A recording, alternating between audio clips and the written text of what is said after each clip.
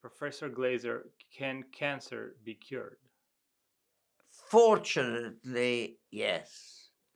Now, cure is a statistical word. I will define to you cure.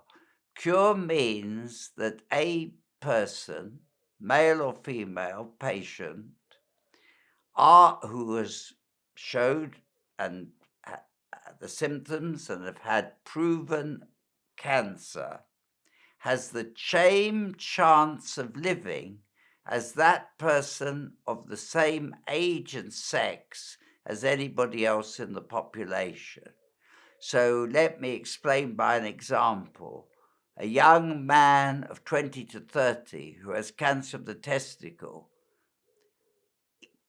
at a point after treatment, which is sometimes 3 years or 5 years, that young man has the same chance of living to the same age as the person who never had the cancer. That is a cure.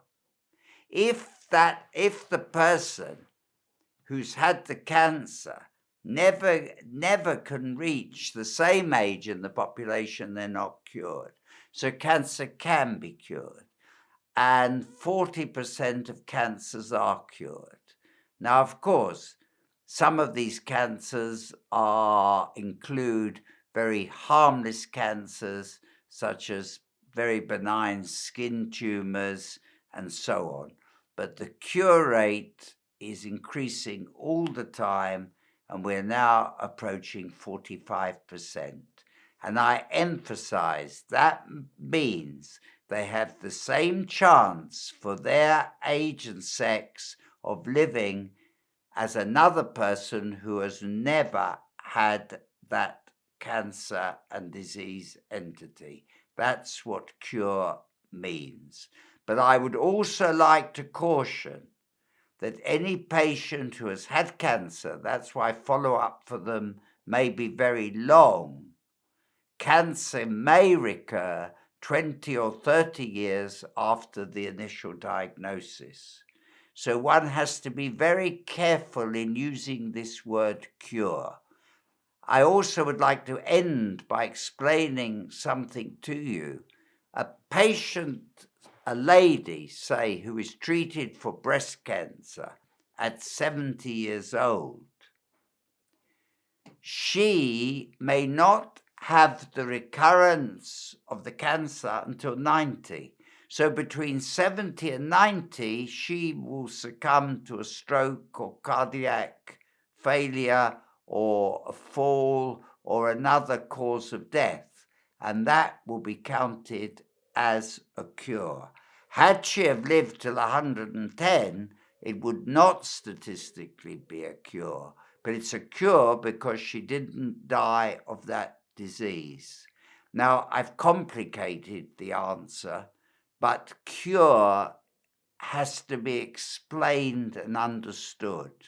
It has to be that the person is as though they never had the cancer, that for their age and for their sex, they can live the statistically normal life expectancy. Professor Glaser, out of the 45% cancer that can be cured, which one are the most common?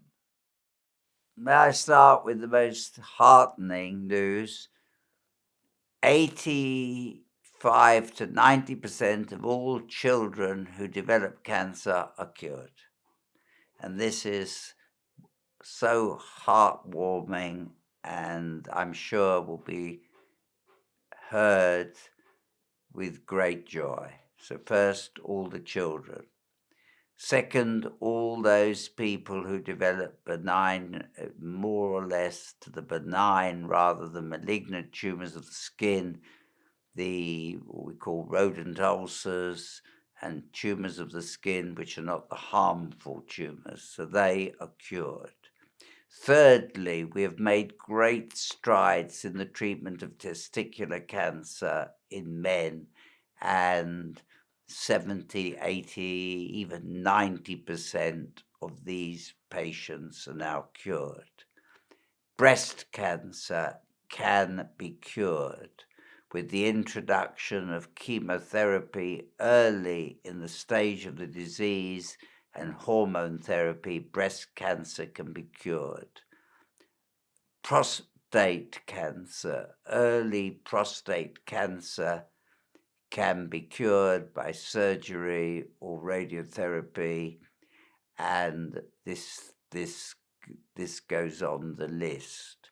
Some of the very rare tumors which people don't know about can be cured. Cancer of the bowel, if caught early, that's why I emphasize, and I overemphasize, and I completely wish to emphasize, early diagnosis of bowel cancer will lead to a cure. So we have a wide array of tumors that can be cured. Lung, fortunately, still only 5% of patients will live 5 years. Pancreatic cancer is still a great killer. So let me list it again. Children, with great joy, I say that.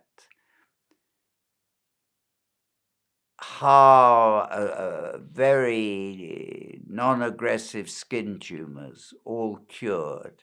Bowel tumors,